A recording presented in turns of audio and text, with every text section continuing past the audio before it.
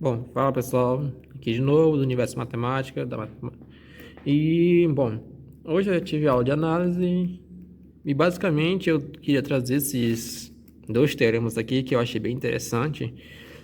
E um deles aqui, basicamente vem de, digamos, de conteúdos anteriores, que é de sequência, que é o critério de Cauchy, agora dessa vez aplicado a limites de funções. Bom, o primeiro teorema também se remete às sequências.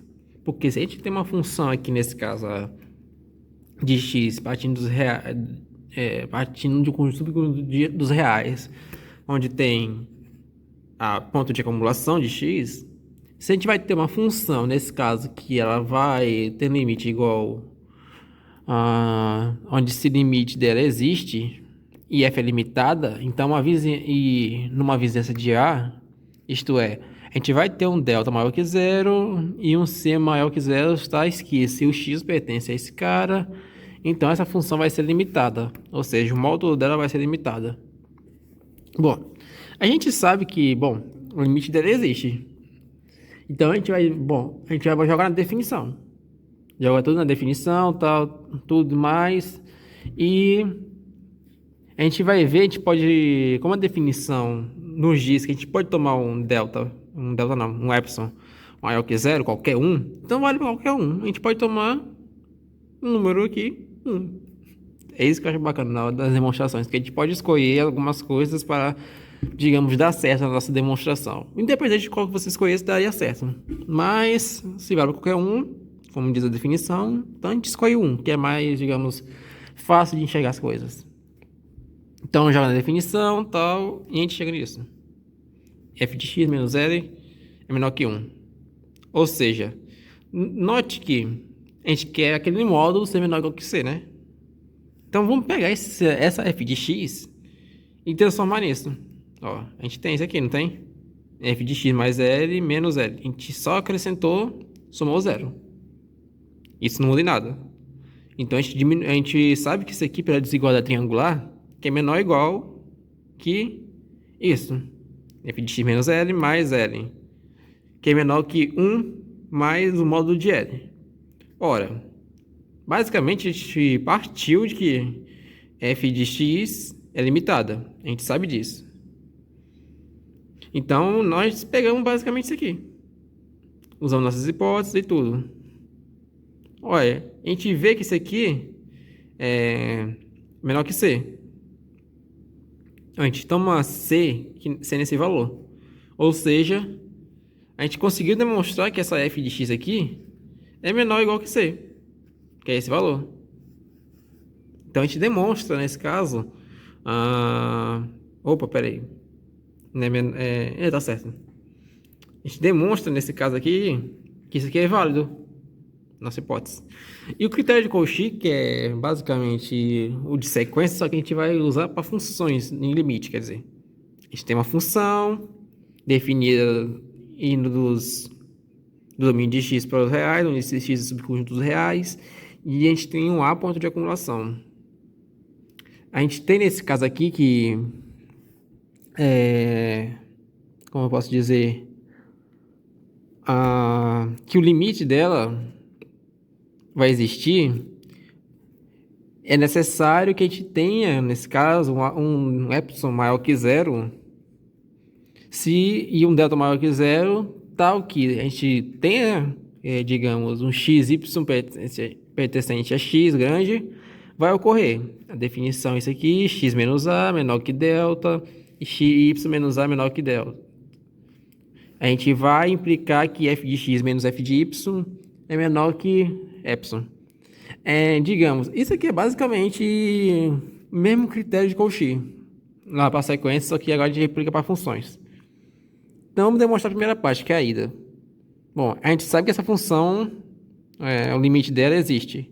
Então, a gente usa a definição, tudo aquilo, tudo, definição de limite. Então, vamos pegar nesse caso aqui, a gente vai ter que x menos a é menor que delta, y menos a menor que delta. Porque a gente pegou, digamos, a gente pegou dada aleatoriamente. Logo, a gente vai ter que y menos a é menor que delta implica que f de x menos l é menor que epsilon. Desta forma, a gente pode fazer o quê? A gente vai pegar nesse caso... Opa, ainda escrevi errado, era para ter uma... Escrevi errado aqui, galera. Era para ter aqui nesse caso aqui é... como posso dizer? F de x, f de y menos l. Esqueci esse detalhe. Enfim. A gente vai ter nesse caso... f de x menos f de y tem que ser igual a quem? F de x menos f de y, a gente acrescenta zero aqui nesse caso, aqui, como a gente falei, isso não vai mudar em nada, e a gente usa desigualdade triangular. Note que isso aqui, cada uma dessas funções, esse limite aqui existe. Então, elas vão ser menores que epsilon mais epsilon. Ou seja, elas vão ser igual a 2 epsilon. Nesse caso aqui, a gente sabe que isso aqui é limitado. E ser menor que 2 epsilon ainda conclui nosso raciocínio, porque vale para qualquer epsilon maior que zero, em especial a 2 epsilon. Isso aqui seria a mesma coisa poder substituir por epsilon de novo, que vai valer do mesmo jeito. Bom, outro teorema aqui que eu achei bastante interessante, que estou estudando aqui. Seja esse conjunto aqui, ó, x contidos reais, de novo isso, e a f definida nesse conjunto, que vai partir do x até os reais, e que esse a... Aqui nesse caso, estou estudando limites laterais. Seja ponto de acumulação tanto de x mais interseção com x linha menos. Ou seja, ele pertence ao ponto de acumulação, nesse caso, tanto à direita como à esquerda. Então, nesse caso, vai existir um limite. Então, se existe um limite, nesse caso, que tende a f de x é igual a L, se somente se, ou seja, tem que ir e voltar, se os limites laterais são iguais, tanto pela direita como pela esquerda. Isso aqui, basicamente, todo curso de cálculo 1 tem isso. Bom, a primeira a ida desse teorema é bem, digamos, óbvia, porque existe um teorema anterior, que eu não mencionei no vídeo, que se a gente tem essa função aqui, e a gente restringe, restringe ela a esse conjunto aqui, nesse caso, a gente tem o subconjunto desse cara aqui, um y contido nesse x. E a gente restringe a função nesse subconjunto, o limite dela tem que ser igual ao limite dessa função, dado se existir esse limite aqui. Então, basta restringir aqui, tanto nesse cara como nesse, já que esses caras são subconjuntos, a gente pode pegar um subconjunto aqui e vão dar o mesmo limite. Então, vai ter que ser imediato. E a volta vamos demonstrar. Então, vamos lá. A gente tem nossas hipóteses, que a gente tem os limites laterais iguais. Então, a gente pega aqui, dado um epsilon maior que zero, a gente vai ter que vai existir delta1 e delta2 maior que zero, tais que a gente vai ter que o x vai ter que pertencer a esse x interseção com os pontos pelo intervalo à direita. Isso aqui é a definição de limite lateral à direita, que é o intervalo dos pontos de acumulação, à direita de A, a vizinhança de A. Então, vai implicar que f de x menos L é menor que epsilon. E a gente faz a mesma coisa para a esquerda. X pertencente a x, interseção à esquerda de A, tem que implicar que f de x menos L é menor que epsilon. Então, nesse caso, a gente vai ter que tomar um delta como sendo o mínimo entre delta 1 e delta 2, para que isso aqui ocorra em ambos os casos. Então, juntando todas as informações, a gente vai ter que pegar x pertencente a x grande menos a, por quê? Porque a gente está querendo pegar os pontos próximos de A, não o próprio A. Interseção com A menos epsilon e A mais epsilon, porque isso aqui é a definição de ponto de acumulação. Aonde vai ter a interseção desses caras que tem que ser diferente de vazio, a gente vai ter que pegar, e eles vão ter pontos de x. Ou seja, a gente pegou um x qualquer desse intervalo.